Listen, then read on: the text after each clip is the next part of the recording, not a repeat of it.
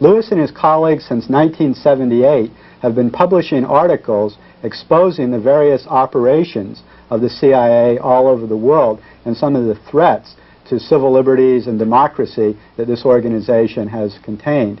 Lewis, welcome to Alternative Views. Thank you. I'm glad to be here. First of all, how did you get into the CIA watch business, and what led you and your colleagues to found the Covert Action Information Bulletin?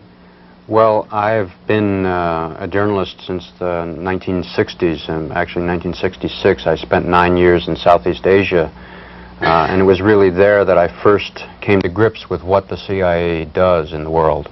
That its main function, as I learned at that time in Laos and the Philippines, is intervening covertly in the affairs of other countries. And in fact, covert action by the CIA's own definition is activity, secret activity, which can be carried out without the knowledge of the targets of that activity being able to learn that it was carried out by the CIA, or in fact by the U.S. government. And what led you and your colleagues to found the Covert Action Information Bulletin? When did you begin to do this? Well, it was after a long succession of efforts, largely growing out of the Watergate revelations, of the Church Committee and Pike Committee reports, even the Rockefeller Commission reports, which documented gross and ongoing and very large-scale CIA covert activities that had been carried out. Up till that time, the American people didn't know very much about this, and that was really what the CIA is about, is keeping it secret from the American people. In sum, the CIA's activities, of course, are known to the people against whom they're carried out, but it's the American people who are the last to know about it. And we, as a result of a lot of those revelations and a lot of other people who were concerned about it, decided to try and put together a journalistic effort to look into these areas. There was another magazine, Counterspy, which started earlier, and after several years it bit the dust, and we decided after 2 years in 1978 to start Covert Action Information Bulletin. Well, it looks like there's going to be some real problems coming up, not only just for you and Covert Action Information Bulletin, but also for civil liberties in general in the United States and finding out what's happening, what our government is doing in our name covertly around the world. With the Intelligence Identities Protection Act just about to be passed in Congress, and with Reagan's Executive Order 12333, things are going to be quite different shortly, aren't they? There is clearly a very marked escalation towards secrecy in this government. These two pieces of one legislation and one executive order. The executive order does not have to be propounded by Congress. Congress doesn't have a single word to say about it. Basically, these two working in tandem with each other, along with other efforts by this administration to embed the CIA and the other intelligence agencies, of which there are some 18 federal agencies, in secrecy. This bill is the CIA's greatest operation without any qualifications. It's better than, in terms of their interest, than when they installed the Shah in power. It's better than the coup in Guatemala. And of course there are many failures from their own point of view. Better than putting Pinochet in power in terms of CIA values. What it is nothing less than an Official Secrets Act. This is the legislation that the CIA has been trying for 30 years to get, to give it legal protection and legal exemption from freedom of speech and freedom of the press. Now, what makes it such a beautiful operation is that it is in the process of being passed. It's going through the Congress more or less like a dose of the salts. With the Senate voted on it a couple of months ago, the vote was something like 90-2, and the House it's expected to pass by a similar majority, and yet the American people by and large, including media people, including television interviewers across the nation and journalists, are oblivious that it's even passing, much less what it really means. Now, what it really means, see, it's couched, and what makes it such a typical and beautiful CIA operation is that it's couched in the terms of protecting our agents who are out in the cold, risking their lives to defend the country. This is Senator Benson was the original sponsor of this bill, by the way. And this was what he said about it in many speeches here in Texas. Now it's passed to Senator John Chafee and Jake Garnes sponsoring the bill in Washington. Now, who can argue with that? Legal protection from our agents whose names are being exposed by irresponsible people who don't agree with the government's policies. Now, if the facts were that simple, if those were the true facts, who could argue with it?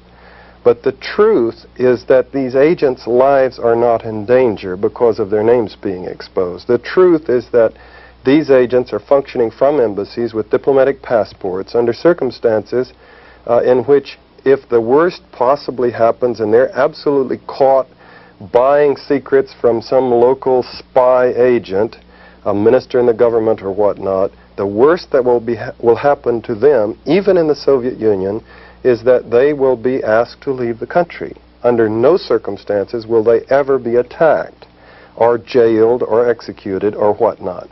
By a government, another government. By the host government, right, where they're living and breaking all the local laws by being a secret agent and recruiting spies and inducing people to commit treason.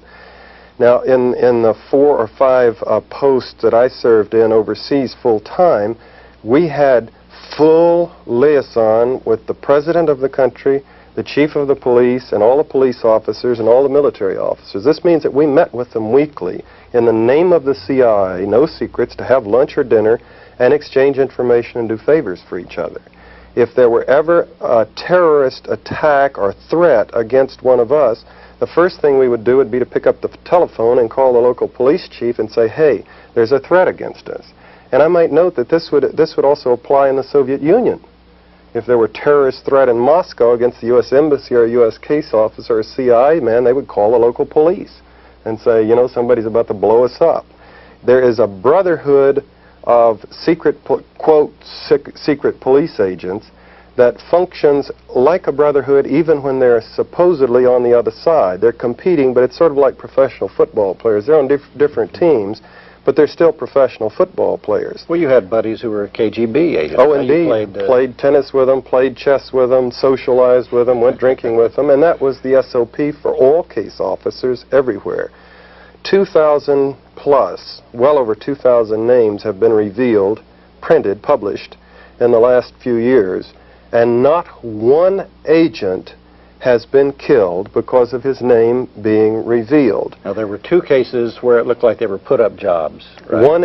Which the congressman and the CIA always mention as the reason which we they jumped on. Yeah. Richard Welch in Athens, the 18th of December in 1975, was killed. He was shot up by terrorists in front of his home. And at that moment, the church committee, which was in full session, was out of business. Washington, every door in Washington closed on the church committee because, as though the church investigation had anything whatsoever to do with it, they flew him back and gave him a full state ceremony, which of course was admission that he was CIA to the world. I mean, the headlines were CIA chief killed. They didn't say the 3rd Secretary of Embassy killed. The United States government made as much politics as they could out of the fact that this man was a career diplomat agent. Now, the fact was, they caught the terrorist that killed him, and they ascertained, they verified that those were the individuals who had published his name in an Athens newspaper 3 days before they killed him because they wanted world attention to what they were doing. And it had nothing to do with the investigations or publications in Washington, and they already planned to kill him. Now, this man had been ordered by CIA security to change houses because he was living in the same house that 8 other CIA station chiefs had lived in before him. Generation after generation after generation after generation of CIA station chiefs had lived in that same mansion. It was a big villa in a very posh part of Athens.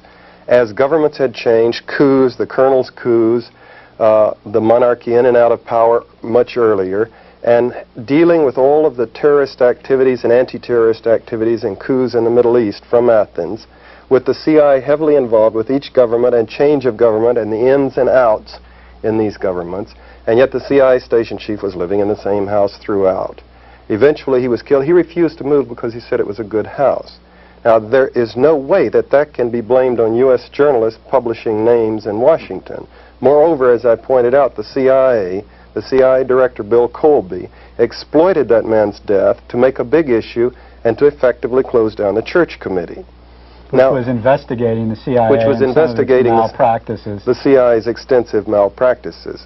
They put the Church Committee on the defensive and out of business. Now, there was one other incident in El Salvador where two agents who were under a labor cover were killed by by the government police, the secret police. They're treasury agents, is it, in El Salvador that do the killing down there. Now, these two guys were in contact with the government. They were killed by government agents, set up in a hotel and shot. And the United States announced to the world that they were secret agents. Their names had been published much previously, but the United States identified them, thereby admitting they were agents and admitting that they were using this labor organization as cover. Where did they make this announcement? They did it, the prosecuting attorney, the State Department's representative in the passport case in which they took Phil Agee's passport away from him, revealed the identities of these agents and claimed that that proved that people publishing the names led to their deaths. They were already dead when the government chose to use a totally fictitious, a totally false ploy to discredit Phil Agee. He had not revealed their names.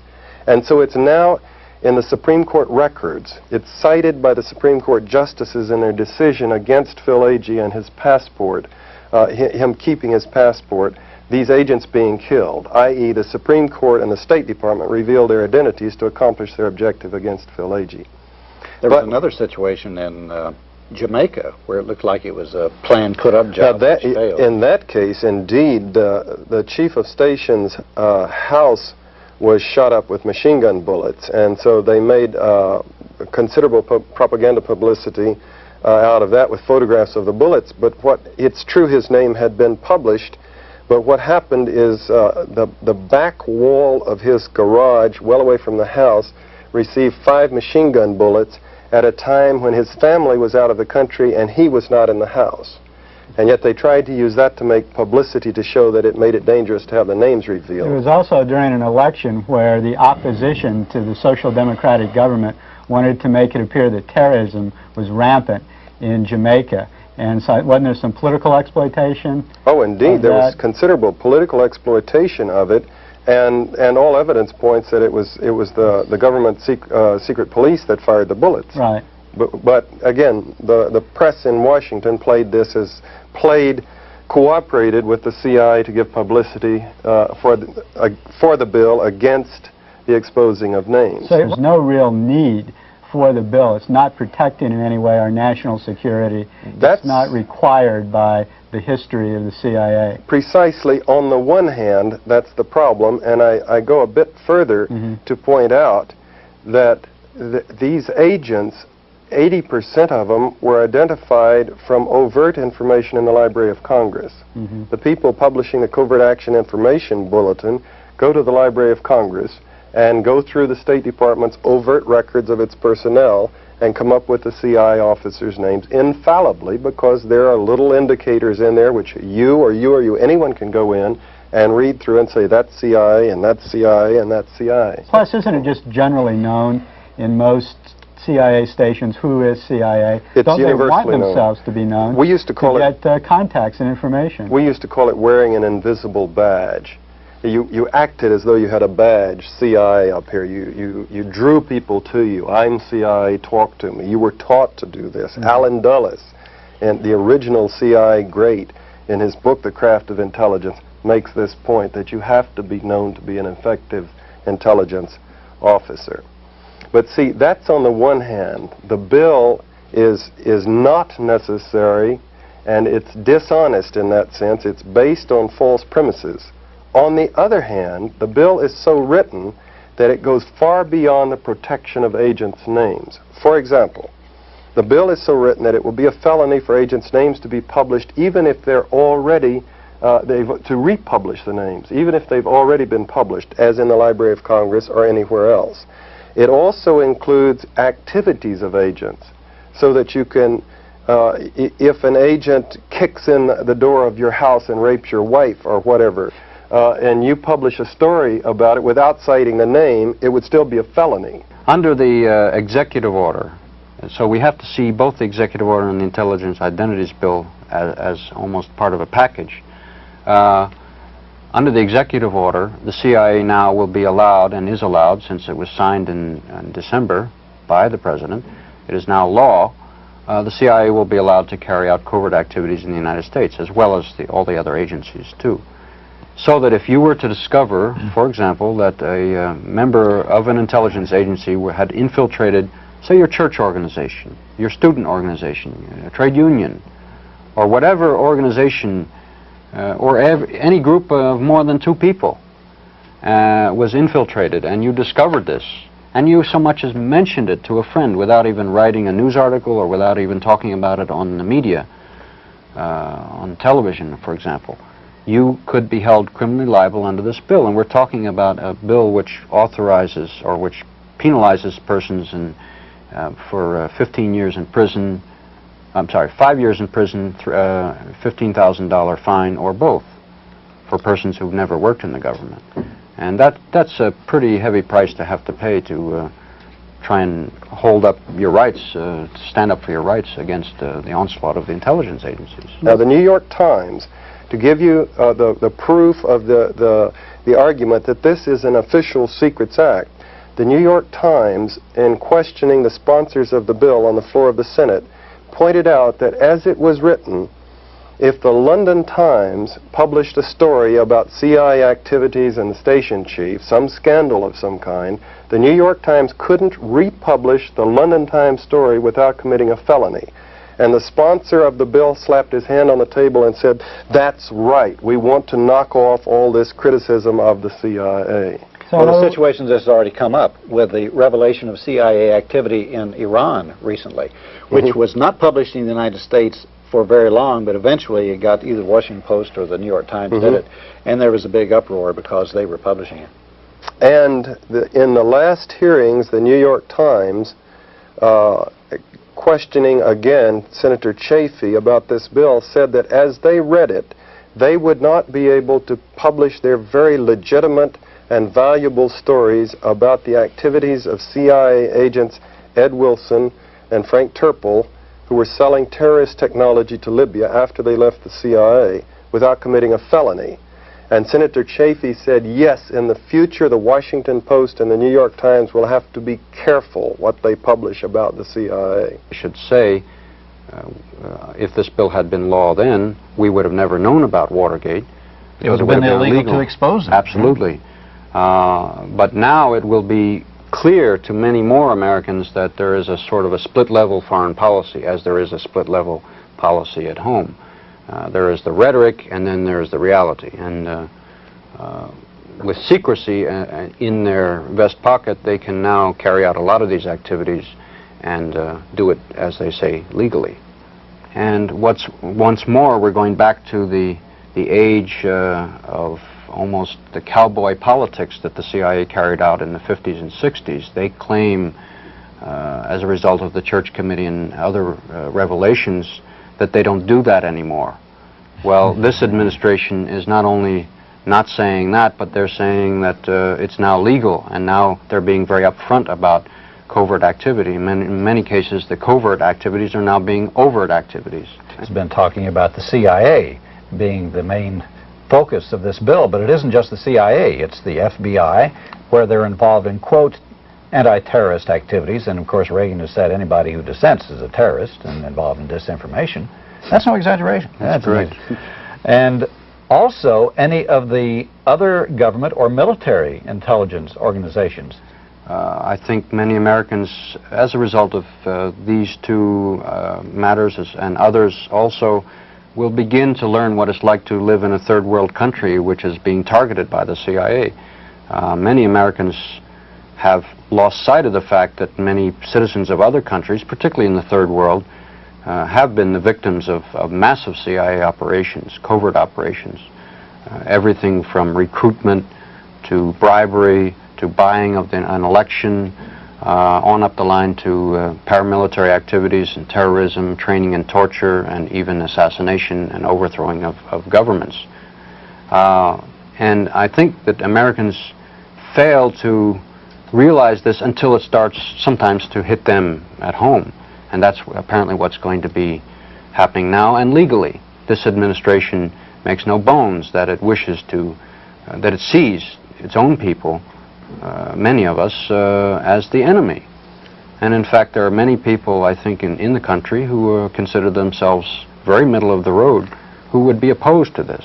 It is absolutely incompatible with our system of government as we have known it in the past. Moreover, it's written to include, obviously, more than the CIA. That was the... All government agencies that have a right to secrecy will be included in this thing. John, this is literally unconstitutional, though. This is absolutely unconstitutional. Freedom of speech. It seems to us that there are people in Congress who are prepared to relegate the First Amendment to a lower priority, and they are more interested in what they call national security. One member of Congress, as well as one deputy director of the CIA, once stated that the First Amendment, that's only an amendment. It seems to me that's a rather shocking description of one of the hallmarks of our Constitution. This is why I call it their greatest operation, is they're doing it without a constitutional amendment, which is beautiful in itself. If they propose to have all the states ratify a bill saying throw out freedom of speech and freedom of the press and give the CIA a law, it would never pass. But on the one hand, they're doing it without constitutional amendments, and two, they're doing it without the nation even being aware of it, which says something about the vigilance of Americans and their own feelings about their freedom of speech and press. They could care less. They would rather watch a football game. Why is this the case, or why have they gotten so far with it without media scrutiny, without public uproar, etc.? It's not just the apathy of the people. Isn't it also that the media just hasn't reported on what's involved in this? Well, the media in this country is the most apathetic that I've ever seen in the world in terms of playing ball with the administration. 80% of our news is reporting quotations of political leaders. President Reagan giving a speech in which everything he says is either distortions of historical fact or propaganda statements, in effect. Or bald-faced lies. Or bald-faced lies, all mixed together, and yet the press will report his speech as a fact. It is a fact. He made a speech. He said those words, but they don't say at the end, and everybody in the room, that it was all balderdash. Now, there's a little bit more of that with Reagan than there was with other presidents because he makes these misstatements so constantly. He gets the facts screwed up so much. But the press doesn't have any sense of defending its own rights. We have had an occasional editorial, including in the Austin American-Statesman, saying that the Names of Agents bill is unfortunate. And that's about the size. The New York Times ran an editorial saying this is unfortunate. They said it was kind of wistful. I read it when I was on my way to lecture at Yale and Wesleyan a couple of months ago, and I read it in the New York Times. They were saying, golly gee whiz, they mean this thing to apply to us too. Yeah, there was another in which they mentioned Lewis Wolf, and they said, well, it's a bad bill, but on the other hand, we've got to take care of people like Lewis Wolf and maybe John Stockwell. They cannot believe that that such a thing will actually apply to them. But unfortunately, the CIA has many allies in Congress and some even in the media. And so sometimes you can pick up a newspaper and read some of the CIA's own propaganda coming from some of those people. What is the source of the CIA's power in Washington? Well, I think it's the whole idea that the CIA has built up, even in the halls of Congress, that it is somehow a sacred entity, and that while there was a lot of criticism of J. Edgar Hoover and the FBI, not a whole lot of it while he was alive, it's all happened since he died. It's interesting because it is known, for example, that Hoover had a lot of information and a lot of very damaging information against members of Congress.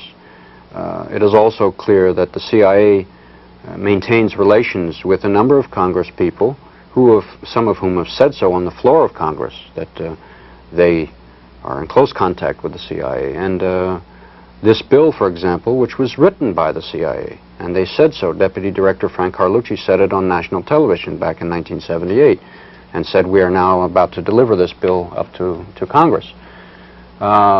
That's a little bit of a strange way for laws to be written if they're going to be written by the CIA. Now what this bill is, it's part of a number of bills and legal precedents that the government is obtaining to keep. Now, they're not going to go out and arrest the editor of the New York Times and put him in jail for 10 years the week after this bill is passed. They're not that stupid.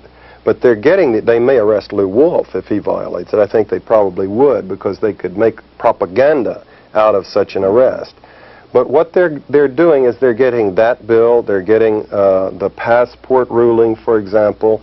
They're getting the other legal precedents, such as the lawsuit against Frank Snepp, Marchetti, and myself, and travel restrictions. They're getting authority for the Secretary of State to throw people out of the country who should have political exile here, such as the El Salvadorian refugees. And they're getting these things ready so that the next war that they get us into, as in Vietnam, they will have the legal power, muscle, to handle it differently than they did during the Vietnam War. They handled the Senate home to make it impossible to speak out. The dissent that choked off Kissinger's and Nixon's, and before that Rusk's, efforts in Vietnam, the popular uprising at home that forced the United States government to abandon its policies and plans in Vietnam, will not be the government will have weapons to crush such a thing in the future. It'll have an Official Secrets Act to make it illegal to publish stories like My Lai and whatnot, because there were obviously secret agents involved. So the publication of the My Lai stories would be a felony. Jane Fonda and Cora Weiss's travels to try to make communication and establish some basis for working out a peaceful solution to the thing, they would snap their passports up in the future. And then the other restrictions on travel, the other restrictions on government agents, so that an officer who's been in the service can't stop and say, we were bombing villages and bombing churches and schools. That would be a felony. He would go to jail. It's a British Official Secrets Act with a different name. You know, you were mentioning a while ago, it's not only just the CIA, but it's others too. We had a program recently, which you may remember, about the Greensboro massacres, in which the Klan and the Nazis, in broad daylight and in front of TV cameras, shot down 5 labor organizers and killed them in Greensboro, North Carolina. It came out by the investigations that the Bureau of Alcohol, Tobacco, and Firearms agents was working with the Nazis. Indeed, he was the one who gave them the names of the people to be shot. Also, there was FBI and local police complicity with the Klan members. As a matter of fact, it's come out that the FBI itself established over 40 chapters of the Klan over the years in North Carolina alone. These revelations would be a felony now. Yeah, it would, exactly. If this passes. It would be a felony to reveal such information to the American public. Or government of, by, and for the people is soon to be a thing of the past in the United States. What this will do is to put the CIA, the FBI, and these other government agencies outside of the realm of public criticism and even discussion. Or law. Yeah, outside of the law. Right. Because they've broken every law of man and God in the activities they have conducted, the experimentation on American citizens, for example, with chemicals and disease. The propaganda of the United States, breaking and entering. Colonel White's famous words about where else can a red-blooded boy lie, kill, cheat, steal, rape, and pillage in the name of the All-Highest. Now they will be able to... Who was this? This was Colonel George M. White, one of the founders of the CIA, who eventually directed the MK Ultra program. Oh. And he was retiring. He and I overlapped by about 4 years. He came out of retirement to address my mid-career seminar, and telling about how we put the CIA together and we did this, that, and the other. In his letters, memoirs, he wrote and then allowed it to be published, that statement. Where else could a red-blooded American boy lie, kill, cheat, steal, rape, and pillage with the blessings of the All-Highest? And that was before they had an Official Secrets Act to protect their activities. John, there's been very few people in this country that have actually told us what the CIA has been up to and expose some of their misdeeds, etc. You, of course, and a few other former agents have written some books and given lectures criticizing agents' activities. This would be impossible in the future, would it not be? We will never know the truth and the details, the blood and gore, the extent of responsibility and culpability for the CIA's program in Nicaragua right now, unless someone like Reagan or in his a top official chooses to stand up and denounce what's happening, because top officials are exempt from these laws. But we will never know the truth about, for example, the Shah and the evacuation of Iran, and which was a debacle, I was told, by a friend of mine who was close to a third friend of mine who was part of the CIA security establishment in Iran, who said it was a debacle that far exceeded the evacuation of Vietnam, the evacuation of the United States from Iran. And this story will never come out. And the many other stories, the assassinations that probably are being planned today, such as the coup in Chile, or the assassination of Patrice Lumumba. These sort of things are going on, but the public won't know about them in the future. Why has the government been so outraged by this publication and putting so much heat on them? I don't think there's any other publication in America that's had so much government pressure put on them than... Well, you have two forces in the government functioning here. You have one is a defensive outrage against being attacked. Secret police organizations don't like to be exposed and attacked. That's the same anger that they focused at me. People who are performing activities that the full range of the society, the 90% of the society would describe as depraved, people who are doing this while functioning under the cover of being legitimate State Department diplomats, prestigious cover positions, don't like to have their activities and names published for what they really are. This is traditional anywhere in the world. The goon squads in Chile don't like to be attacked, nor does the KGB in Russia to be attacked and exposed. But nowhere else in the world do they become as self-righteous and as vindictive as they do in Washington, where the United States ambivalence, the duplicity, the Jekyll and Hyde aspect of the United States character, where we profess such high ideals, and yet traditionally we have exploited, we have engaged in activities that included dropping atom bombs on women and children in Japan, eliminating large elements of the Indian population of this country, and in the past 30 years killing well over 800,000 people in the third world under circumstances that can only be called terrorism, but doing it pretending all the while to be idealistic, high-minded, human rights-oriented, freedom-loving people. Now, these values are brought together in the CIA, where people are diplomats by cover and CIA agents by trade. And when they have themselves exposed and have their children, their family, their friends find out that, hey, you weren't really a nice diplomat all these years, you were in fact running the Phoenix program in Vietnam that killed 40,000 people, including many innocent people. This isn't something that makes these people feel good, and they get very angry. Moreover, the nation in the mid-70s was clearly close to closing down the CIA, to rejecting this kind of activity. So they were fighting for their existence.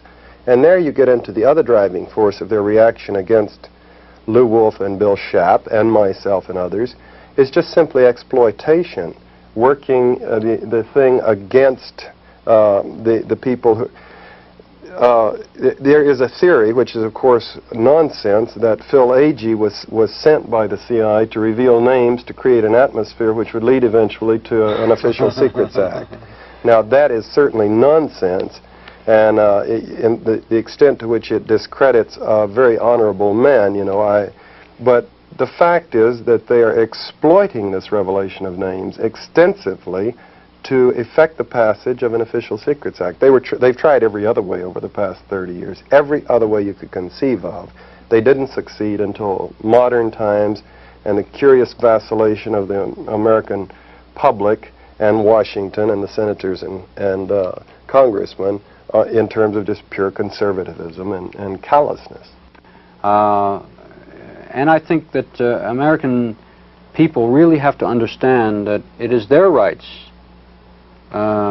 which are being threatened here. Now, we are, among many people, ones who reject the idea that it's more important to protect our rights than people in other countries. Clearly, that is not the case. The minute we are involved in the torture or in the death of a single person in another country, our rights are being abridged, and our tax money, to say the least, is being used to carry it out. And our humanity is being violated because we're being asked to accept inhuman acts perpetuated in our name as Americans. Plus the fact that it eventually will come home. If they use it successfully overseas, they'll use it on the United States citizens as well. One of the most interesting aspects of this bill and the current environment in Washington is to project what it does to the legal system of a free society like ours in terms of the individual when you begin to give a special police, a secret police, a legal priority, legal freedoms and rights over the citizens. We have some examples. We don't have to speculate. The bill isn't passed yet, and yet some of the things that have been happening in the last few years illustrate what we can look forward to. For example, one, to begin with a personal experience. I testified to the Senate a little over a year ago against this bill. I demanded the right to testify because they had ACLU testifying against it and journalists, but no one who had been inside, who knew about Covert and could say, this is bullshit, I was there, we didn't do it that way. They acquiesced and let me testify. Now you have to write out a written statement before you testify and submit it, and then you verbally introduce yourself on the floor of the Senate, I am so-and-so, and what, and then proceed to make a verbal statement which parallels the written statement. The Senate Intelligence Oversight Committee submitted my written statement to the CIA for censorship the day before my testimony. The CIA struck out 2 parts which were in the public record, published in my book and republished in many magazines. Overt information which both of you have read and many other people in this nation, 40,000 people or so that bought my book have read, which was not national security information, but there were 2 things that I cited that showed the CIA's disregard for agents' cover. It just illustrated the fact that that they weren't secret agents. The CIA struck them out and returned the report, deleting these points. Now, I was meeting with the representatives of the Senate committee just before I went on to testify, and the Senate legal counsel, the young attorney, threatened me right outside their office. I didn't have a badge to get inside their office. We were standing in a little foyer outside, and I mean, finger in the chest, thump, thump, you know. And I'm warning you, John Stockwell, do not use the floor of the Senate to challenge CIA review like this. And I'm backing up like that. Then we walk into the... He didn't know you're an international karate champion. And so then I went in to testify, and I began to introduce myself, and Jake Garnes from Utah, I was saying, you know, Stockwell, 19 years in the Marine Corps and Marine Corps Reserves, 13 years in the CIA, the wars and medals and whatnot, to establish the fact that I have certain credentials for having served my country. And he interrupted me to say, I know who you are, you're a traitor, and everything about you fills me with loathing and disgust. And I said, Senator, no one is going to say something like that to me anywhere. And he said, I just did, I have my freedom of speech too, and grinned at the cameras. And I said, yeah, but the difference is that I give you your freedom of speech, and you're trying to take mine away from me. Okay, in Frank Snepp's case, where the government sued him to take a civil suit to take away the profits from his book, so-called. They took away all the gross proceeds, not just the profits. They took him into the fourth. Oh yes, he couldn't deduct his typing costs or whatever. They took away the gross of everything the book had made. Now, in the first day of hearing in the 4th District Court under Judge Orrin Lewis, with all kinds of attorneys and journalists attending this thing, Orrin Lewis made statements which the Washington Post, 3 major newspapers in the nation, were virtually calling for his impeachment the next day for the bias of his statements. He said that it would not be necessary to have a jury, that he could handle it himself. He said that the facts in the case didn't interest him one damn bit. He said that it was his objective to take away from Mr. Snap his, quote, ill-gotten gains. That was before the trial even started. This was the first day. This was in the first days of the thing. Non-biased, open mind. He did this in front of, like I say, 50 attorneys who were there because of the unconstitutional, the new law aspect of the case, and journalists, prominent journalists from all over the world. Now, that's horrifying, but what's much more horrifying is what follows. Frank Snepp and his attorney were relaxed after that, figuring that whatever happened, they had it won in the appeals because of his incredibly prejudiced statements then and throughout the case. He kept interrupting the state's counsel to disallow, to protest Snepp's positions and vice versa. I mean, he was conducting the hearings. Now, Snepp and Mark Lynch, the ACLU attorney working with him, felt that they had it absolutely won in the appeals. When they got the court record to go to the 4th District Appeals Court in Richmond, Virginia, those statements had been expunged from the record. Wow. And the appeals court refused to address itself to the fact that Orrin Lewis's prejudicial statements had been written out. The judge had gotten to the court recorder and told him to type the thing up without those statements in it. Is that legal? What's the status of that? That's a pure, raw felony. Orrin Lewis and the court recorder, or whoever did it, should get about 15 years for that. But the courts refused to consider the fact that the court record had been modified. There were 50 witnesses, 3 newspapers calling for the man's, virtually for the man's impeachment for his statements. And then when they get there, the court record, it doesn't say the same thing that all of these witnesses said it did afterwards. That's just one example. This also shows very graphically how if you have these police agencies like the CIA or the FBI getting out of control, how they corrupt the entire legal system. And then the case of Phil Agee that we mentioned previously in his passport hearing, where the state is revealing names, falsely claiming these men were killed in order to prove a point to get broader legislation for the CIA. And then just a little case that has no implications in terms of names of agents' bills or whatnot, freedom of speech, but it illustrates the point. Phil Litchke quit the CIA. He was writing a book about Koreagate, which I hope he gets published. It's truly a horrifying account of its own about the inside story of Korea. He submitted it for review, as the law requires him to do. They challenged it and deleted a lot of things. So then he would write footnotes saying, the information blanked out in the above paragraphs discusses a high-ranking CIA official who was taken out by Korean police and gotten drunk and coerced and blah, blah, blah, blah, but without, trying to come up with a footnote and then submit the footnotes for review. And he was truly a thorn in their side, and then they were having to address themselves to what of the footnotes could they, because, they eventually have to defend these things in court. But anyway, he was working on his book very seriously with them through the review process. His wife was unstable, treated for mental problems in psychiatric treatment. They were in the process of getting a divorce. The CIA had its counsels work with her and work with her counsels. Now, they claim this was necessary to prevent her or the divorce proceedings from revealing national security information, but she wasn't an employee of the CIA. They had prominent GS-17 CIA officers go to the divorce hearings and testify against Phil Litchke, character assassination, saying things that his friends would absolutely deny in terms of his character and his stability.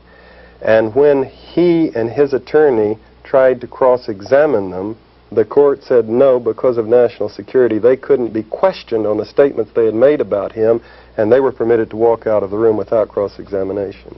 So they could stand up and destroy his character, lying while they did so, and walk away without being cross-examined. Now see, the precedent in that case means that if the government begins to come after people, like, they have to rewrite the whole legal system. If they begin to prosecute people under the names of Agents Bill, they can't, the citizens' defense of this was the truth, this horrible thing was happening, which might make some points with the jury, cannot be brought out. They'll claim national security. So they will allow government witnesses to come in and testify for the prosecution, but they will not allow them to be cross-examined to pull out the whole truth to defend the individual. This is what we're getting into with the new law. Legal libel, legal slander? Legal libel, legal slander, legal biased information, and depriving the citizen, the defendant, of the right to defend himself, to get the full information out. It's a new law. It's a new era we're getting into. It's 180 degrees new from what this country is all about. And again, I repeat the irony that the beauty of it from the CIA's point of view is that the great mass of the American people, including the press and the movers of the society, are oblivious of what's happening. John, we wanted to thank you for coming on our show, to revealing to our audience here exactly what's at stake in this name of Agents Bill. And we also want to tell you that next week we have some more revelations, some startling revelations about recent CIA activity with Lewis Wolf of the Covert Action Information Bulletin, who will be back, and John Stockwell will again comment on some of Lewis's revelations. We'll have some more updated stories about the CIA. So the CIA watch continues on Alternative Views. And now for some...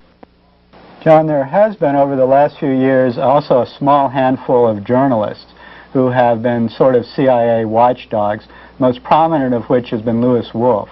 We have an interview with him. Maybe you can, to introduce this interview, tell us a little bit about Lewis Wolf and his journalistic publications. Who is Lewis, and what has he been doing over the years, and why is the government so outraged by him? Well, his background is it's thoroughly legitimate, standard, if you will, journalism. He was assigned for a couple of years in Manchester, writing for a couple of prominent news organizations. Manchester, England? Yes, Manchester, England. And eventually made his way through London back to the United States, where he gravitated to scrutiny of the CIA and the intelligence community, watching the revelations of the Church Committee, information that he had come across in his research, some of which he had published as part of news stories previously, other parts of which he was not permitted to publish by the nature of the press establishment.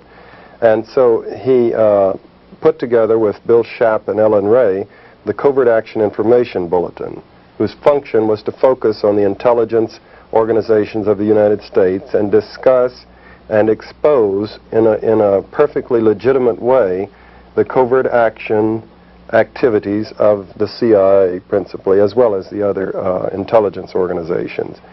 I believe they formed that in about 1976 and have been in Washington since, publishing stories of true stories. Their quality, their standards of journalism are exceedingly high. That bulletin is distributed in the State Department, and it's sold out the first morning that it's put on the stands in the State Department newsstands. They also publish in that bulletin the names of CIA agents and where they are now, as they're assigned and reassigned about the world. I believe that in very recent months they have ceased the policy of publishing names because the controversy is so hot, and they would just as soon... And also, it's never been their intention to break the law. They've made that clear from the outset. Bill Schaap is the brother. He is a highly competent attorney and is the brother of a top sportscaster in New York City. He is a very articulate man himself and has testified to the Senate many times against the names of Agents Bill, for example, and defending what he and Lew Wolf are doing. And after his testimony, many times senators have come up and shaken his hand and said, I disagree with you, but you certainly make your case for the legitimacy of what you're doing very well. Let's take a look at some of the things which Louis Wolff had to say, and we'll let you comment ever so often on this, okay?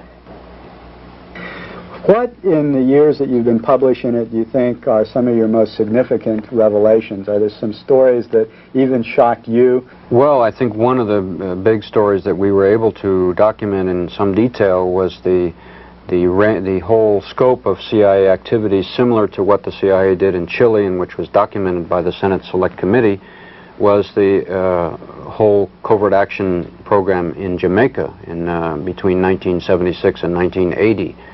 And we did a great deal of research into that, and we discovered in many ways a very similar program, almost a classic model that was followed along the lines of what they did in Chile, including three major categories: military, paramilitary activity, the use of propaganda in the media, and the third one, which was economic warfare, using the multilateral organizations, the International Monetary Fund and others, to withhold loans which had been promised to the Jamaican government.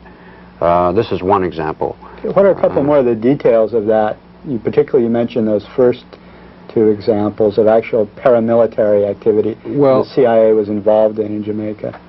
There was a fire, for example, that took place in Jamaica of an old people's home. I think 150 old and infirmed women, many of them blind, were living in this home, and as it turned out, the place burned down in the space of about 8 minutes, 7 or 8 minutes.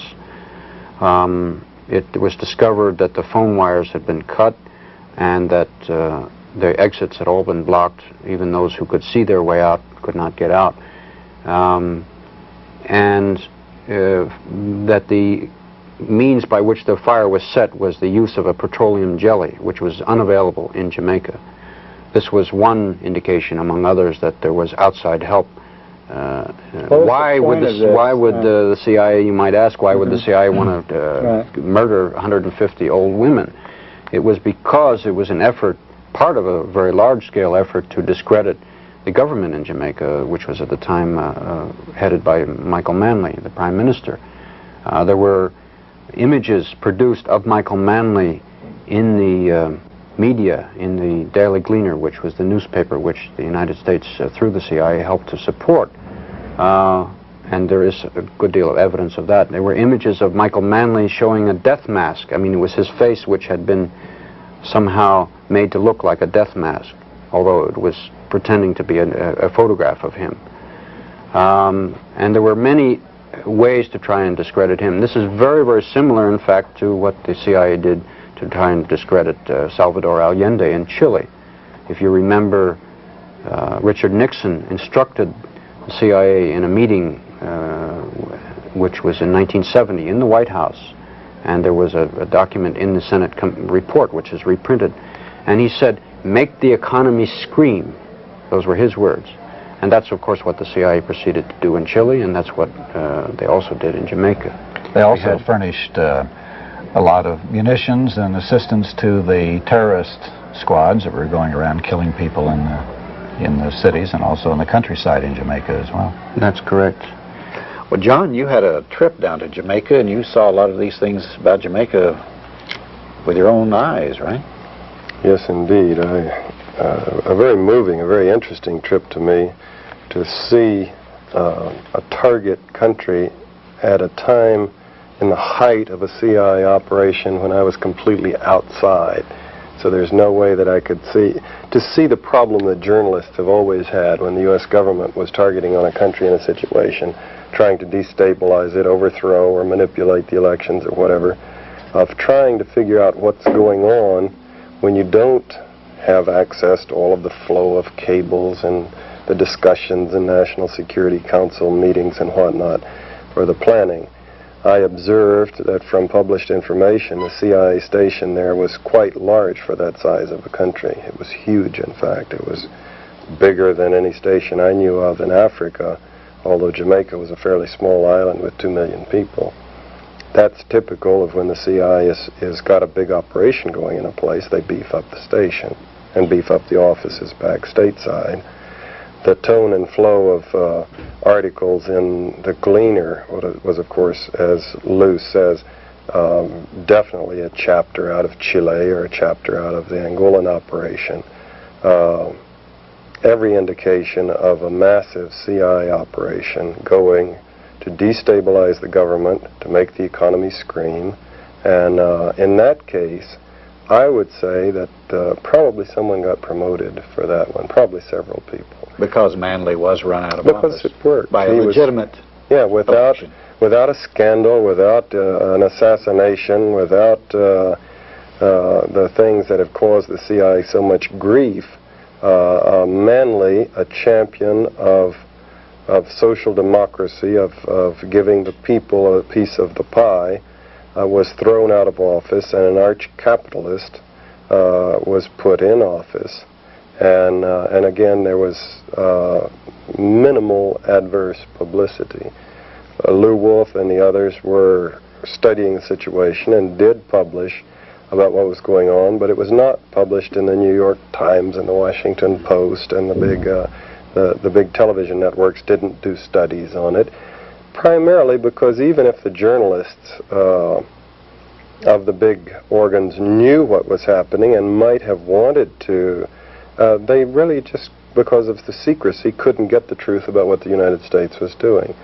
One interesting thing was that the effectiveness of the liars in our government, you know, the duplicity. When we formed the CIA, we committed our leaders to having two policies, as Lou says, the rhetoric, the public statements, and the truth about what United States policy is.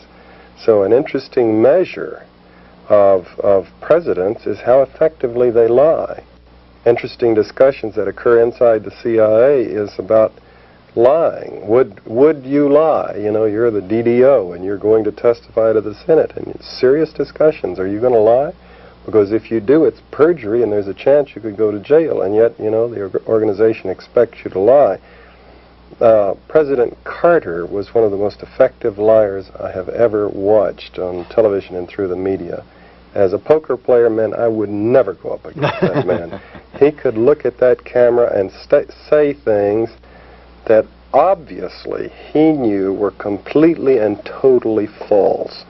And I would study his expression, and I could detect nothing except occasionally a little wisp of a smile that wasn't consistent with what he was saying, like he thought it was funny. But one of his more classic tick, actually. Yeah, well, the smile that I was referring to wasn't that. It was just a kind of like he was repressing a grin, like he thought it was funny. How he rationalized these things, I don't know, but one of his most conspicuous lies was when he sat down with Manley just a few weeks before the elections in Washington and told him face to face that the CIA, don't have the CIA doing anything to destabilize you or your government. We have no such program going, when obviously he did. And he pulled it off to the point where even Manley was troubled. Very effective liars. Another major story that we uncovered was the whole range of CIA media operations throughout the world. We did an analysis of these operations and the use of money, very large-scale money. It's thought between 1/3 and 40% of the CIA's budget. And I should say that that budget figure is the biggest secret that there is in Washington today. At that time, it was estimated that the 1978 budget was in the range of $1.5 billion. A more recent estimate by a military journal, not a liberal journal by any means, estimated that the CIA's budget today is in the range of $10 billion. At any rate, this analysis that we made of the CIA's media operations disclosed, among other things, that they deliver through CIA couriers ready to print or ready to broadcast news, and I put that in inverted commas, which is used by the media. And this is created by the CIA. How often Does the CIA manipulate the media in this way, plant stories, get their views in the media? Is this fairly common as a modus operandi for the CIA? It goes beyond your, in the course of the past 30 years, it goes beyond your wildest imagination, the extent to which the CIA has gone to manipulate public opinion. If you include the MH Chaos program, which was $1 billion program of setting up proprietary companies, setting up student organizations so they could draw radical students in and do every kind of duplicitous manipulation of national student movements, press, propaganda, labor, extensive formation of labor unions, funding of major labor unions, with the objective essentially of manipulating the mind and attitudes of workers throughout the nation and the world. This was the essential tool that they used to destabilize Chile and overthrow Allende. Was, of course, making the economy scream, getting to the military officers, but it was essentially the truckers' union that finally brought the country down and justified, quote, justified Pinochet's takeover of power. 5,000 university professors they've co-opted. This is Church Committee revelations. I'm not making this up. It's in print. Church Committee's revelations. 5,000 university professors co-opted to help the CIA manipulate people's minds. 400 journalists in the U.S., including big-name journalists. Now, that's a big chunk of the prominent journalists co-opted to function routinely to help the CIA put out its stories and biases to the world. There are a whole range of areas wherein the CIA provides briefings to selected journalists, and there are numerous cases where the CIA has, for example, published books, and several thousand books were published in English by the CIA, and this is documented in the Church Committee report. They set up 250 news services and wire services, some of which, not all, but some of which are still in the pocket of the CIA. And I think it's only fair to say that even some journalists who don't realize, there are some who are witting, but there are also some who do not realize that they're being targeted by the CIA when they come home from a trip overseas. They might talk to somebody and they don't realize, at least right away, who they're talking to, and then it turns out that they've been the source of information which was used by the CIA. And then specific operations around the world from corner to corner to discredit this individual, create an impression about that situation, such as El Salvador, the famous white papers in the Angolan operation, which I note were, you know, back in the good old days, we did a better job. Our white papers in the Angolan operation were based on very specific photographs and hard information of Soviet ships putting into Porto Ambuim in Angola. The white paper that the CIA produced for Alexander Haig to justify the intervention in El Salvador was a piece of trash. It was discredited by the right and the left and the center. It didn't hold together. I should point, for example, to the stories that came out during the Angola operation, where it was discovered that the CIA was involved in a massive covert operation, which the Congress cut off when they learned about it.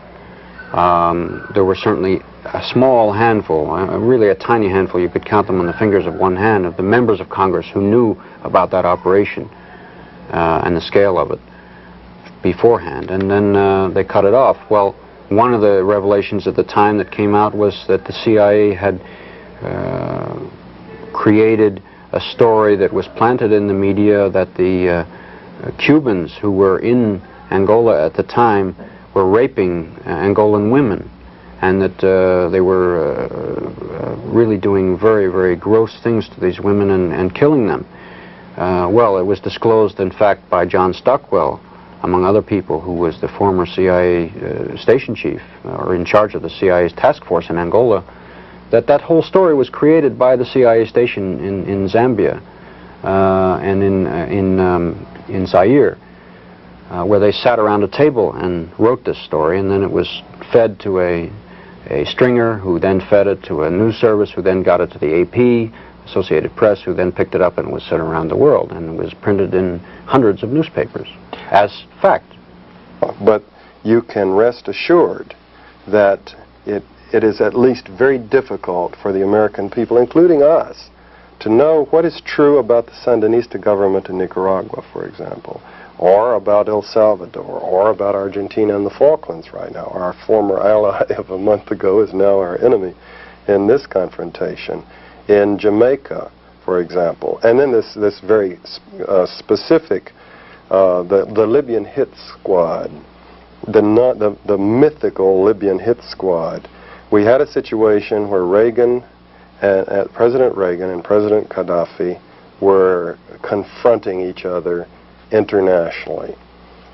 Reagan ordered our ship into what Libya claims as its waters with the specific intention of either standing Gaddafi down or provoking an incident.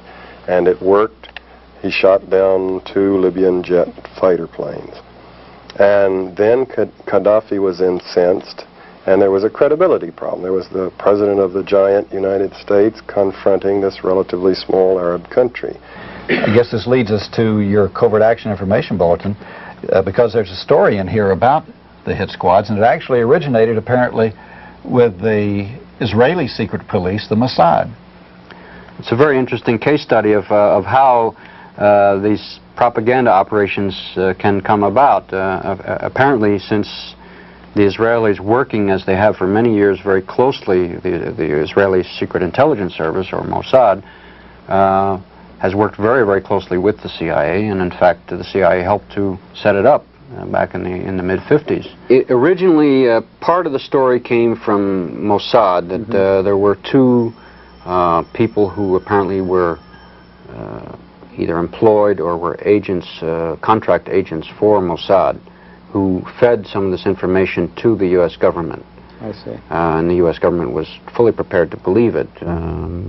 They said that one of their witnesses, or one of their sources, had been polygraphed and had checked out, his information had checked out. There was a story suggesting that it was reported by one of the networks that somebody had been offered $250,000 for his information, to the effect that there were hit squads.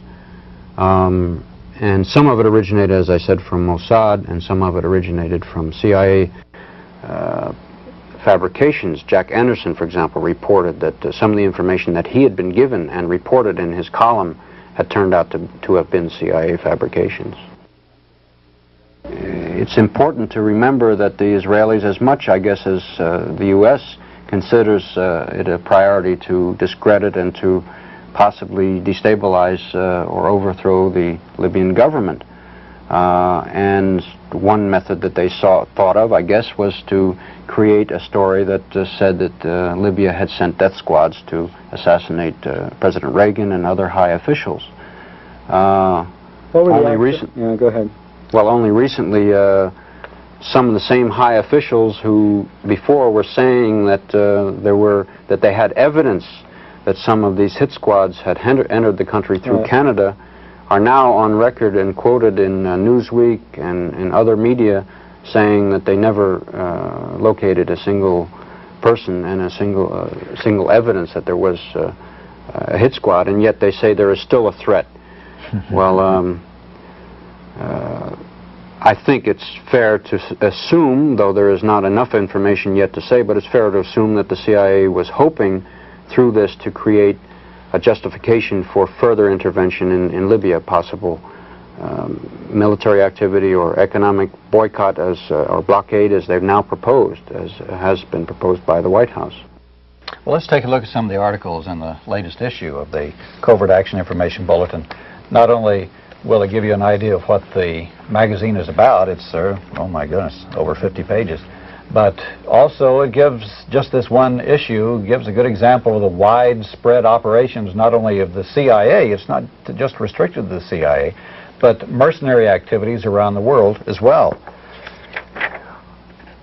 We have been following the Seychelles Island attempted coup ever since it started, and we did a program with John Stockwell just recently where we mentioned that. I noticed on page 4 you have an article that says Seychelles beat back the mercenaries. This is quite a complex operation which involves South Africa and mercenaries and the French. Was the CIA involved in that?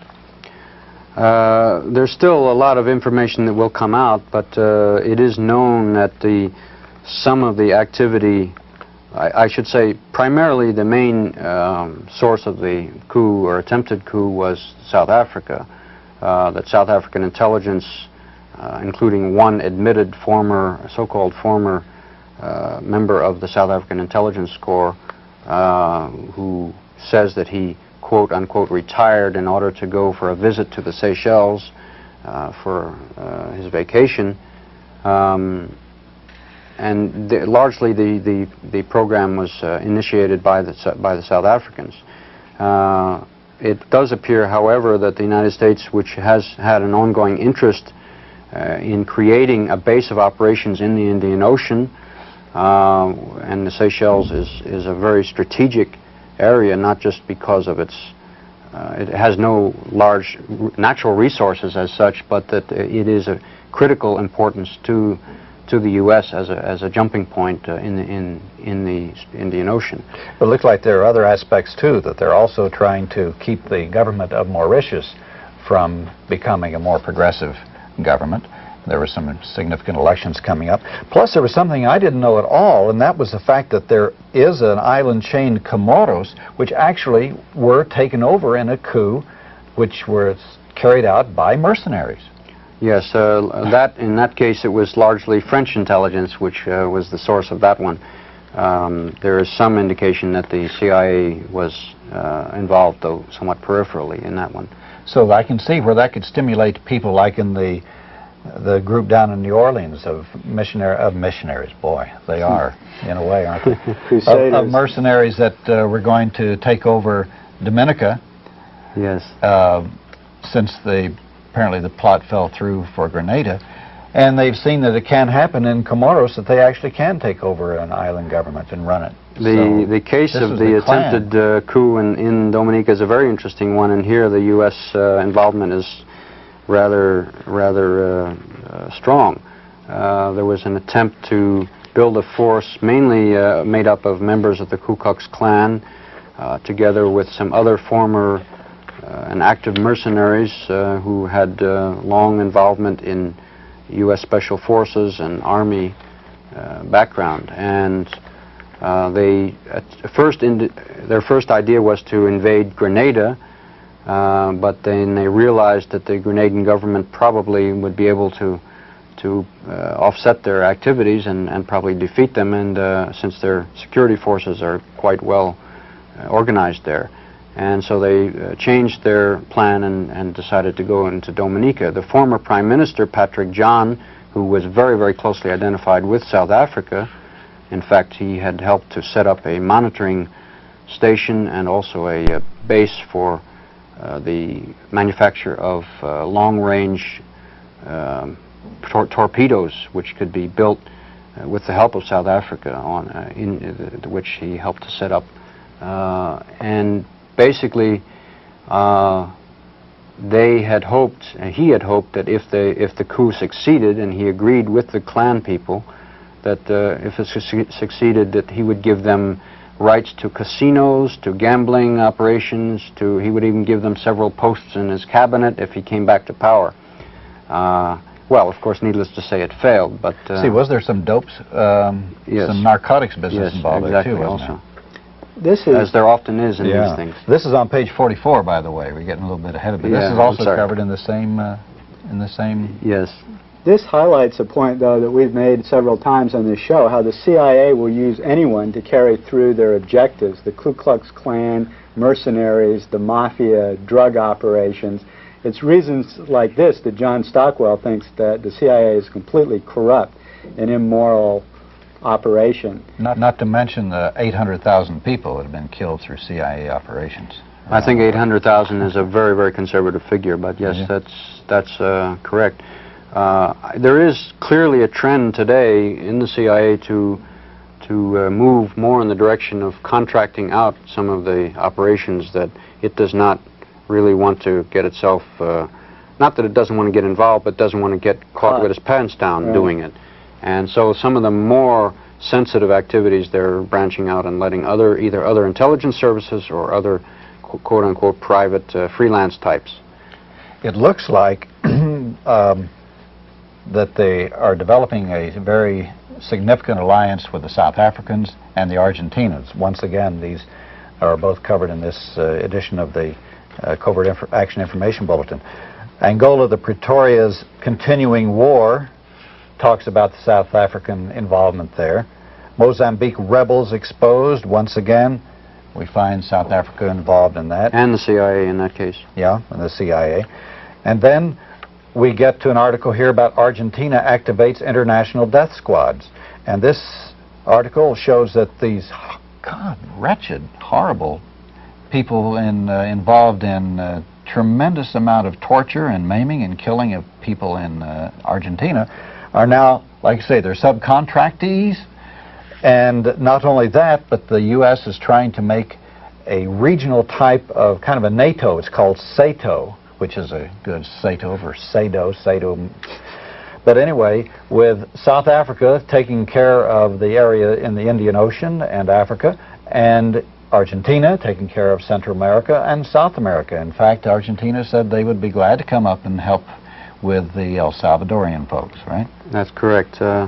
Argentina, if there's a country in the world that has perfected the art of torture and the art of making people disappear, it is Argentina. And thousands upon thousands of Argentinians have disappeared. And I think that this article demonstrates, and this was an article which we did a lot of research on, and which was the result of a lot of press reports which came out, in some of them in South Africa itself, of the fact that the Argentinians had sent some of their more renowned and best known torturers to South Africa because they could no longer be active in Argentina. They were so well known. So they sent them to South Africa as part of the diplomatic corps in the Argentine embassy. And they were specialists in torture. Yes, go ahead. It is unclear at this point whether they were advising the South Africans, who also know a good deal about how to torture people and how to make people die in prison, as they have the highest rate of death of people in their prisons. Whether in fact they're training each other is unclear, but certainly they have a good deal of sharing and common interests involved. We showed the movie on company business, or sections of the movie on company business, which you might remember. This movie showed the complicity of the CIA with torture all around the world. As a matter of fact, there are CIA torture schools in the United States. They bring people over here from various countries abroad, police, military, teach them the very sophisticated ways of torture, then they go back and operate on their own folks back home. And just to make sure that everything goes right, the CIA then has their agents which go down and supervise. They hold clinics, they bring people off the streets and torture them. I mean, it sounds like something which you couldn't even think up out of a sick imagination, but this is what goes on. And next article in your bulletin for March talks about the Salvadorian deserter who disclosed the Green Beret torture roll. This was in the news just recently, and it has actually the transcript and a considerable summary of what actually went on when it showed the Americans supervising and helping out, and they tortured the first person to show that how it should be done. This was a 14-year-old boy, and the next person brought in was a 13-year-old girl, and of course after raping her, then they let the El Salvadorians try it and make sure they did it right. It's a gruesome story, and I think this is an example of something that the American people are being asked to overlook or to turn a blind eye to. That is the brutality of the Salvadoran government. It is not a case of President Duarte as quote-unquote a moderate person who's trying to stand up to the forces both from left and right. Which the New York Times always says. Exactly.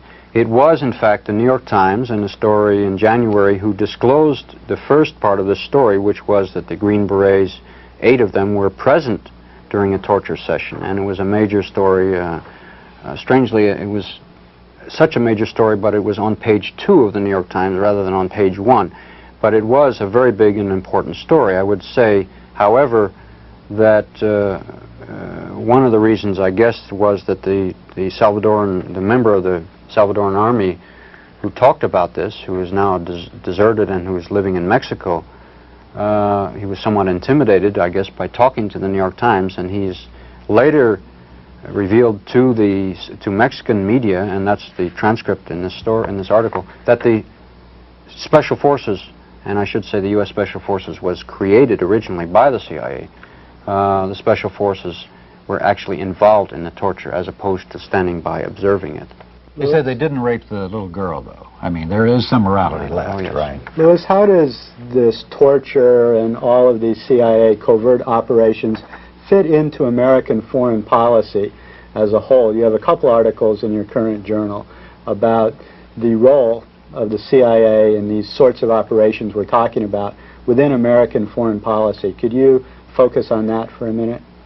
Well, I guess it comes down to the whole doctrine that the United States feels it has to keep its role and its sphere of influence, or its spheres of influence, and part of this is putting governments in power, and part of it is keeping them in power.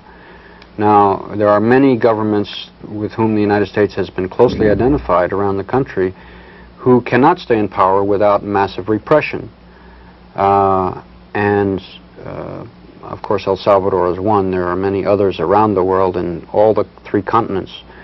Argentina and South Africa for 2 absolutely obvious examples. South Korea is another example, and the Philippines. I think we have to understand, though, that why would the United States do this? Is it simply to keep somebody who is a friend of the United States in power? Successive presidents, and it's not just Reagan and it's not Carter before him, it's successive presidents basically since the 50s, since Eisenhower, have been working hand in glove and even have been on camera embracing successive dictators with whom we've been identified. The most recent example, if you remember, was the case of Jimmy Carter embracing the Shah of Iran a few months before he was overthrown on the steps of the White House. I think it's because of the CIA's involvement and, in fact, direction of much of these activities. It's not that the CIA is working on its own, as some people suggest, as a rogue elephant. The CIA works directly under the guidance and direction of the Chief of State, of the President. And of course this President not only doesn't know, but doesn't want to know every day what the CIA is doing. But the fact of the matter is that they're doing what the President asked them to do. And the other thing I should just mention quickly is that the CIA carries out these activities to keep the interests of the corporations, U.S. corporations, who have great interests at stake, for example, in South Africa and in all the other countries we've mentioned. That's right. The multinationals value stability above everything else, plus the ability to operate there, keep the economy low as far as wages, and be able to take the riches out of the country. And these right-wing dictatorships let them do that. Of course, there's a point which is reached, that, like in El Salvador, once it gets too far and the people really start a revolution, then the multinationals suffer there. And there's a certain level beyond which the U.S., when it becomes publicly known, as opposed to known in the country itself, publicly known in the United States, that the U.S. is so closely identified with such a repressive regime as today in El Salvador, that it finally realizes it has to fish or cut bait. It has to decide whether we continue to support this openly, or whether we have to find other ways to support, as for example, Argentina has now offered, we understand, directly to the United States to be a surrogate for the U.S. in El Salvador. Also Honduras is playing that role. This is what's so chilling about this Agents Identities Information Act, that it will cover over the possibility of the media exposing the worst abuses of the CIA, which will mean the American people won't know what it's doing. We'll have a secret government, and we will therefore increase the power and the scope of operations of the CIA. Whereas in the past, when there has been media and public focus on CIA operations and excesses, there has been pressure to cut back Yes. on the CIA. I think, however, the most threatening part of this is the whole move towards greater and greater secrecy, and so that the media will not even have the opportunity to report on this whole area. It will be illegal almost for a journalist for one of the major media to write or to report about intelligence. In many ways, that will just be beyond the pale now. This also ties in with the progress of Senate Bill 1 in the Senate, or the great-grandson of Senate Bill 1, which is designed to take away a lot of our civil liberties. We're gradually becoming a police state, really, it looks like, doesn't it?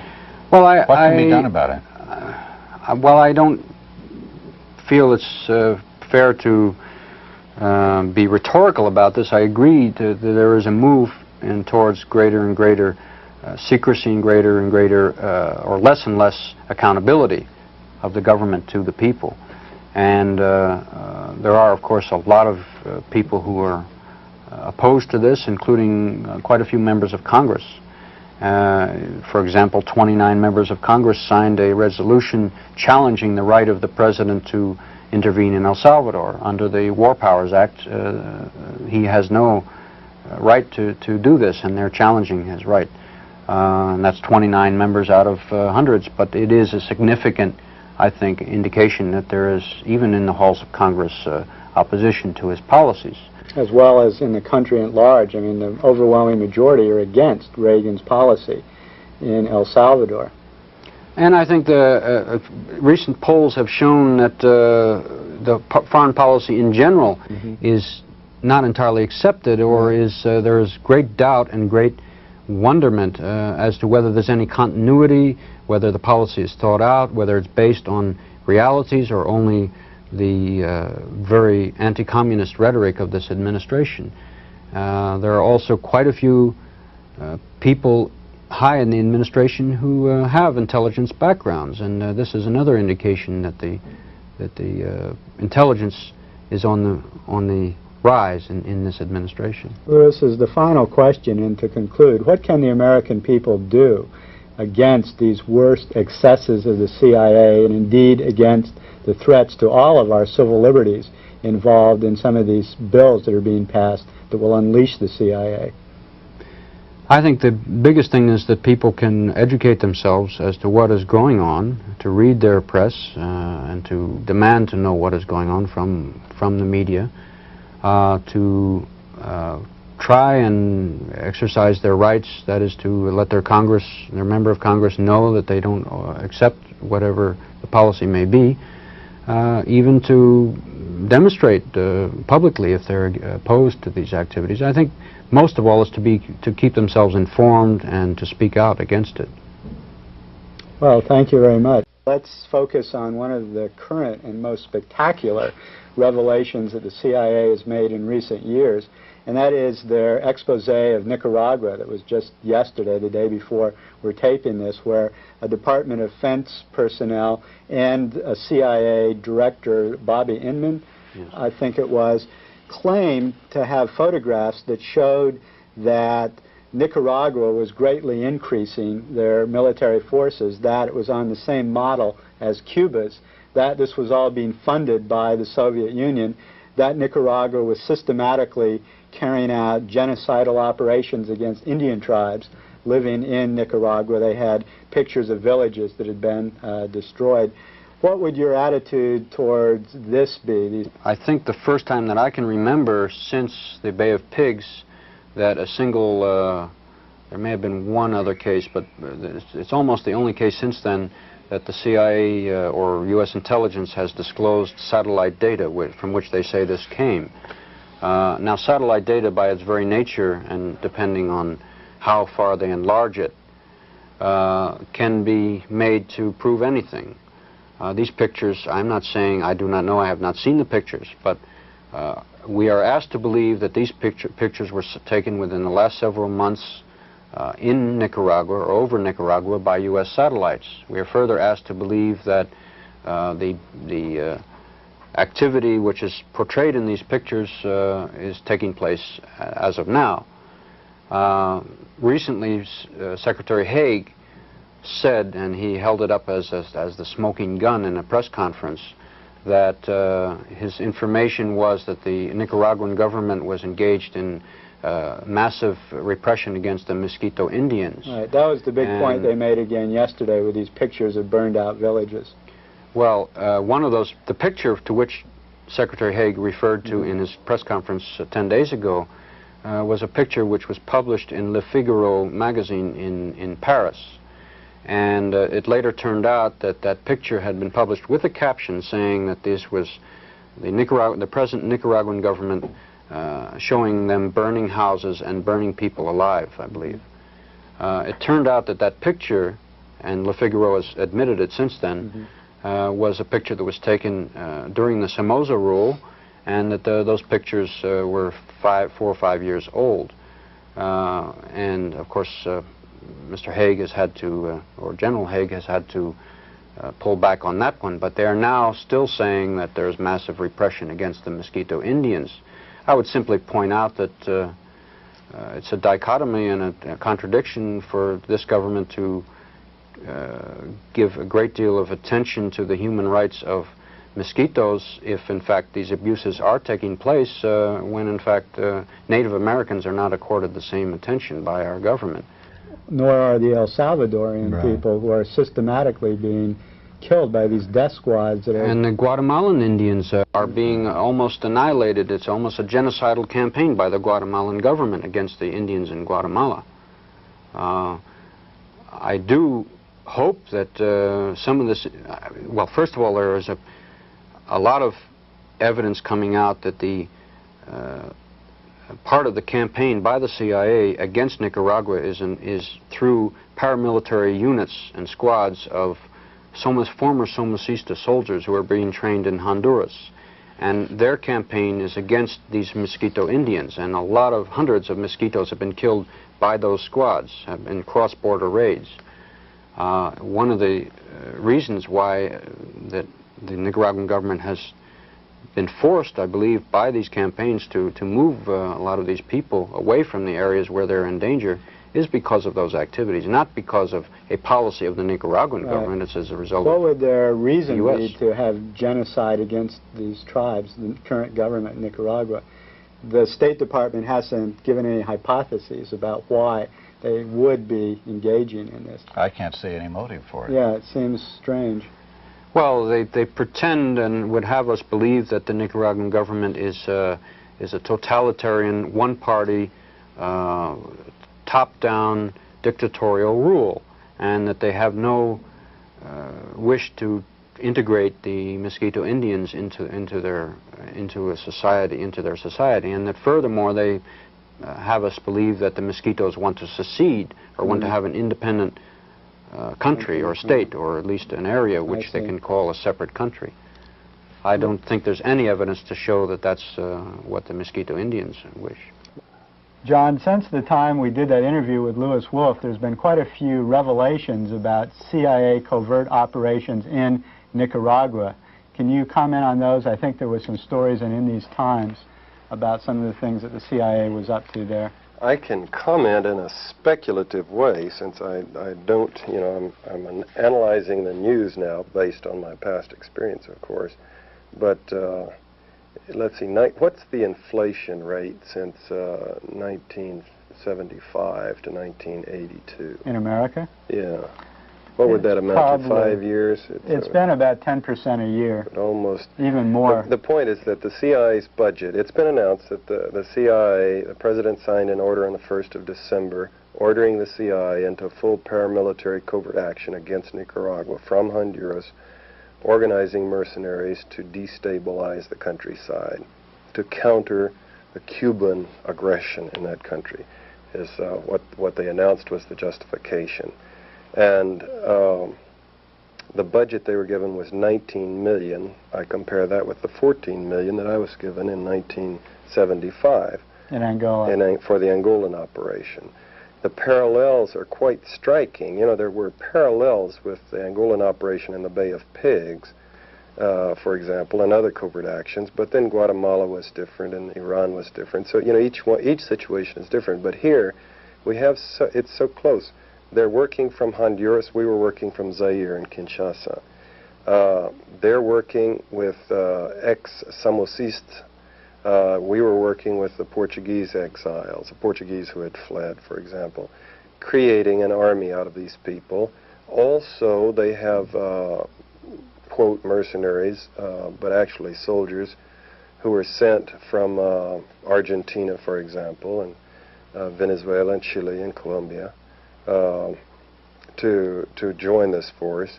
We had people coming from various places, from France, for example, and of course the South African force. They're functioning. I could map out the office for you, the program, the international program. Some things that I would observe if you've read my book is that such an operation is global. The commander would not be sitting in Honduras running the thing. The commander of the Nicaraguan task force will be in Washington. He will be sending agents all around the world coordinating different aspects of this thing. They'll be sending cables to every station in the world advising the chief of station what his activities should be vis-a-vis the local police and the local president and the local press to create an atmosphere supporting to the greatest extent possible what they're doing, seeking arms that aren't attributable, seeking sources of news comments and releases that can be put together in white papers to persuade. And then the bottom line, that the justification Reagan has given and the CIA have given for doing this intervention is to counter the Cuban activities in Nicaragua. But see, the point is that there are not going to be any Cubans die in this thing. I believe it said that there are 2,000 Cubans in Nicaragua now. They're functioning to help build an airport and no doubt military advising, although I've not seen that confirmed anywhere. A lot of doctors, medical personnel.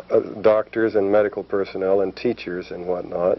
And from Italy and several other countries as well. It's not just Cubans that have gone to Nicaragua, but a variety of countries. The Nicaraguan arms, it's been shown, are not coming from the Soviet Union. They're buying them from France and Italy and all kinds of other places. Or are they coming from Cuba? This has been proven by it. But the point is that this program of the CIA is not going to be killing Cubans. It's going to be killing Nicaraguans. It's not going to be killing Nicaraguan officials, not that many Nicaraguan soldiers. It's going to be destabilizing the countryside, blowing up bridges, ambushing buses. If they follow the pattern that they have in other places, there'll be some schools bombed and marketplaces bombed to destabilize the economy so it can't function, so the network and fabric of society will break down. They kill village leaders. I've read articles about that. The Phoenix program being duplicated, killing village leaders, hauling people out and executing them to terrorize them from cooperating with the government. And their families. And their families. In fact, the last 3 weeks in these Times has had some very good articles on Nicaragua that indicates that from Honduras, some hit squads were sent into Nicaragua that have killed at least 30 leaders and just innocent people in that region and have terrorized peasants and people living in Nicaragua near the Honduras border because of these hit raids, although on the other hand, they've led these people to organize and become even more firm and resolute in their will to protect their country. So sometimes these destabilization programs backfire and end up stabilizing the country and unifying them. It certainly did in the Bay of Pigs. The CIA invasion there unified Cuba under Fidel Castro. He came out of that thing 10 times, 100 times stronger than he was going into it. And that probably will be in effect in Nicaragua.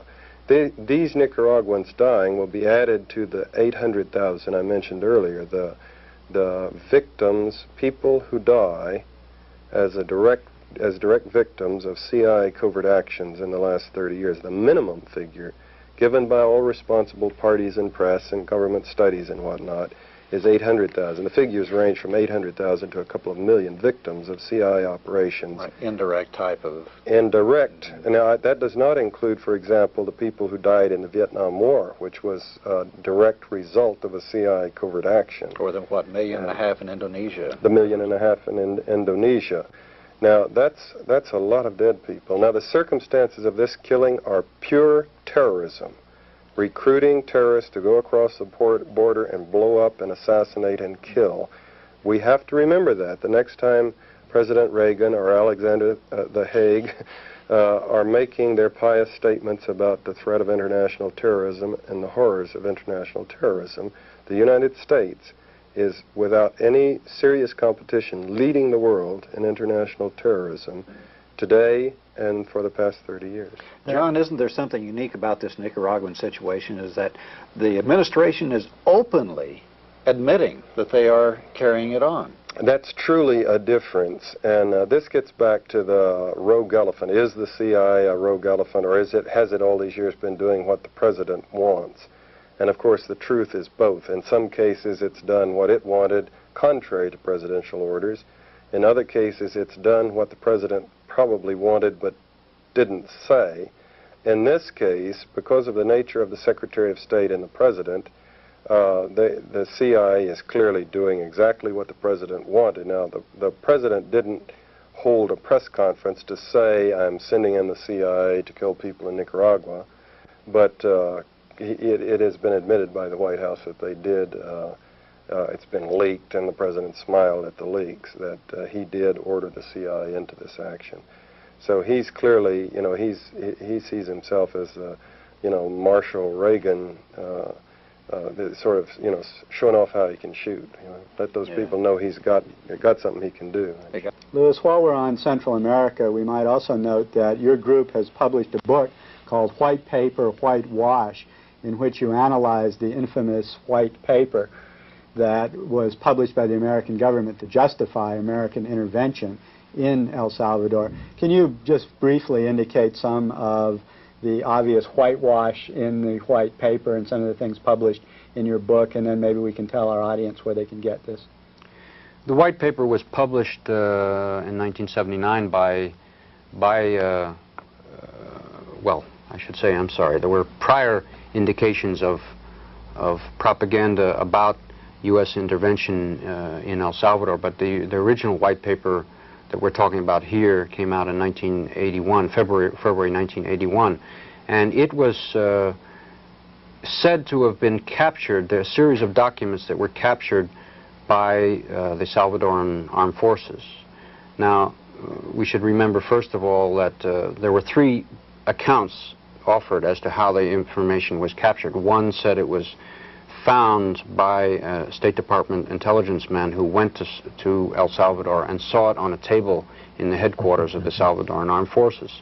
A second account said that it was found in what was called a safe house of the guerrillas in San Salvador. And the third and most unlikely account was that it was captured from a guerrilla who was found walking through the streets of El Salvador with a whole packet of documents under his arm. Each of those accounts were offered as the source of these documents.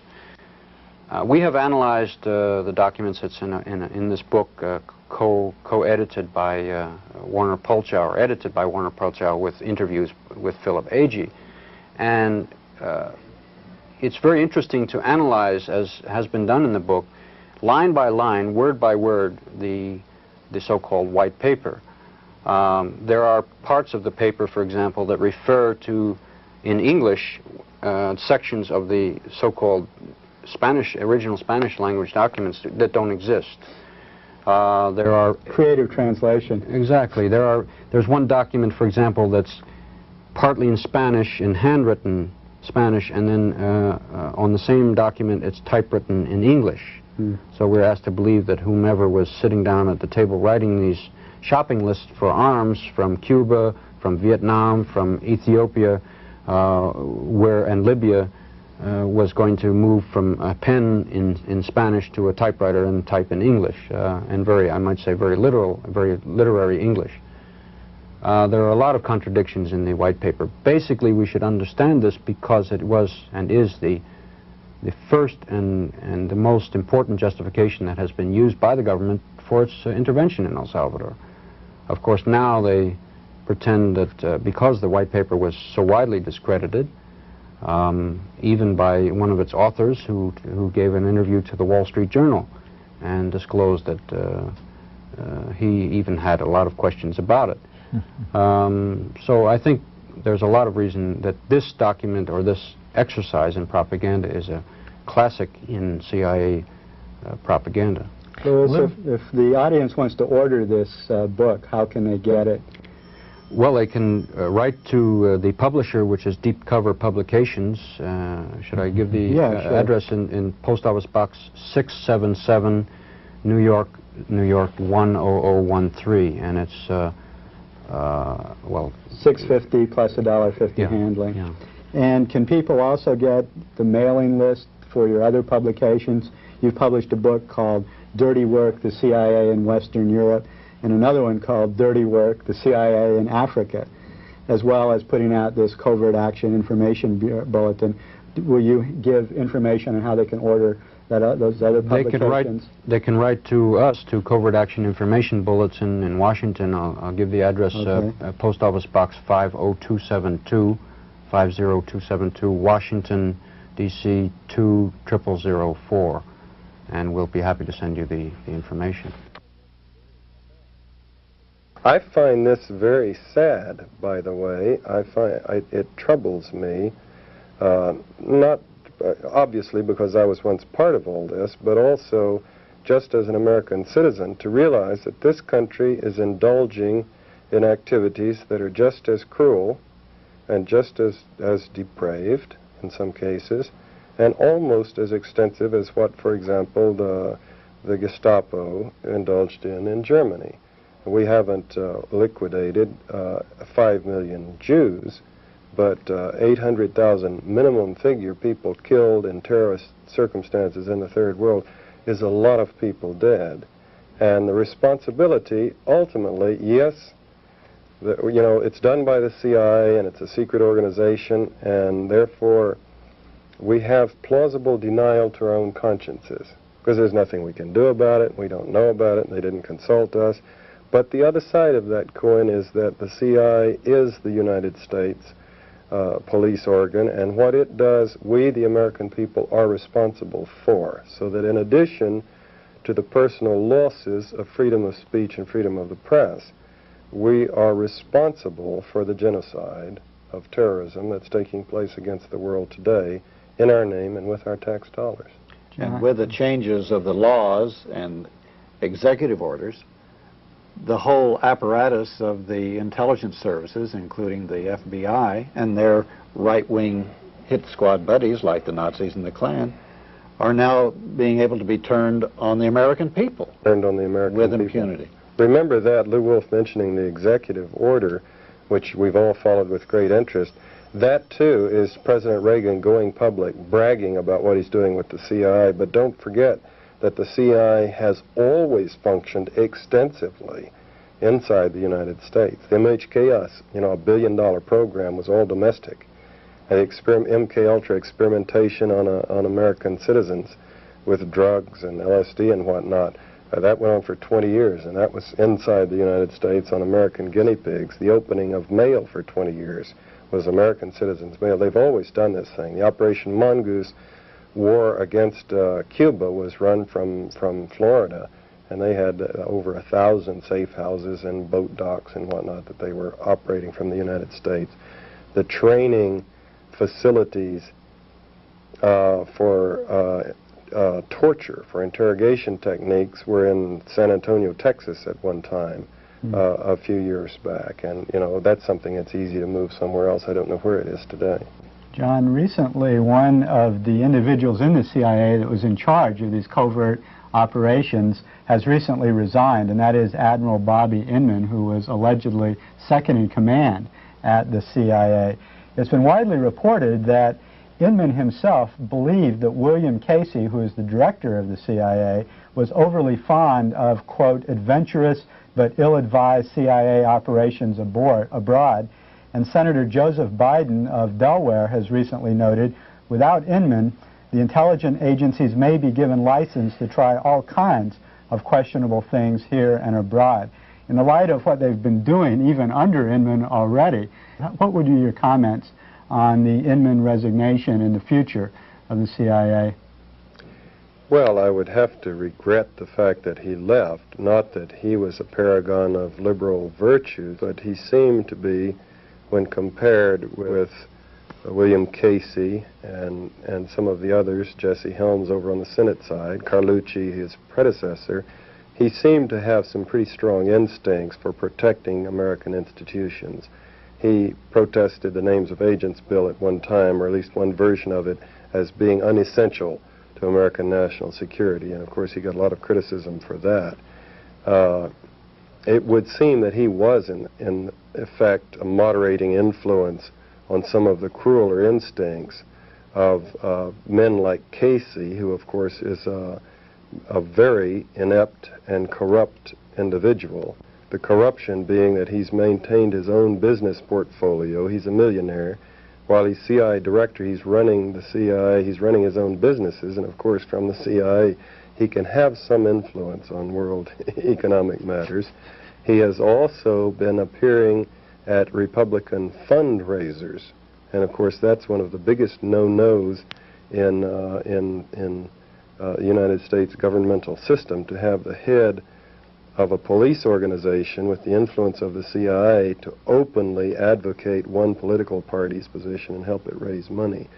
In that kind of a corrupt, adventuresome atmosphere, one would have to regret Edmund's resignation. The whole milieu, the environment is favorable to Reagan and the CIA and what they want to accomplish, what they are accomplishing. If you go one step further and consider Reagan's policies his first year in office, he's muted this a little bit, faced with a clear indication by the American populace, about war. He and Attila the Hague were speaking constantly about the viability of nuclear war. War was an effective tool. We shouldn't be afraid of war. Going to war in El Salvador, discussing sending troops into Nicaragua, talking frequently about going to the source, quote, in Cuba, and talking about, demonstration wars or limited wars, nuclear wars in Europe and whatnot. These people gave every indication that they were looking for war. Now, they have toned this down a little bit in the last 2 months. First, you saw the turn, we all saw the turn, everybody who reads the newspapers, when the polls responded. 89% of the American people said they did not favor American military intervention in Nicaragua.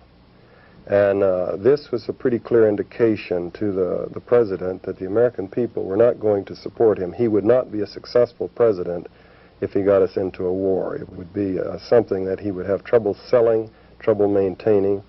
At the same time, there was a move in Congress that if the government of El Salvador didn't modify its human rights positions, they wouldn't get more money for aid. And then the second thing, of course, has been this massive groundswell reaction to his attitudes towards the bomb.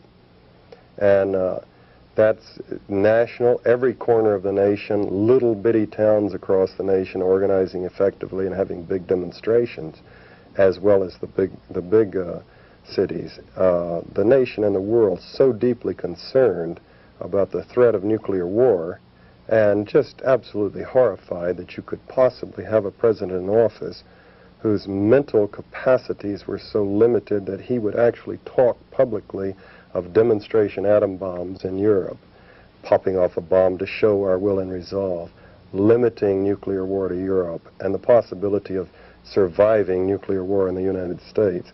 This has horrified people to the point where he's got a big political problem on his hand from the famous Ground Zero and the freeze.